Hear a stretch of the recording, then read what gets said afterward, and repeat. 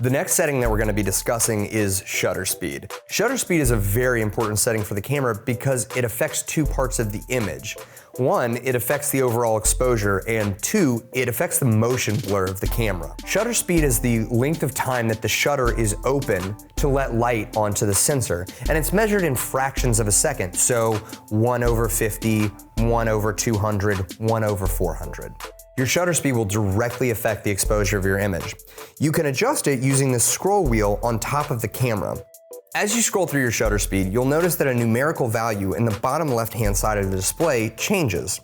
On the display, it's not listed as a fraction, it's just listed as a number. But whatever number you're at, assume that there is a 1/ in front of it. As you scroll through shutter options, you'll also note how it affects your exposure. When the shutter is open for a shorter amount of time, say 1/200th of a second, the image is darker because less light is being let in. If the shutter's open for a longer amount of time, say 1/50, your image is going to be brighter because there's more light being let in. Shutter speeds also affect the motion blur of your image. If you roll your shutter speed to 1/200 and then start filming, all the movement is going to be really choppy.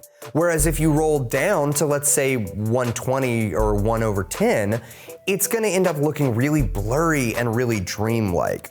And the reason is that as the shutter lets in light, it is either cutting off or adding motion blur depending on how that motion is captured. For example of a really high shutter speed, you can look at, again, Saving Private Ryan, the D-Day beach scene. That really choppy, frenetic movement is a result of the shutter speed being a little bit higher. The visual difference between shutter speeds is very noticeable, and for that reason, it is very important to always keep the shutter speed consistent throughout your film, unless you're making changes for an aesthetic reason.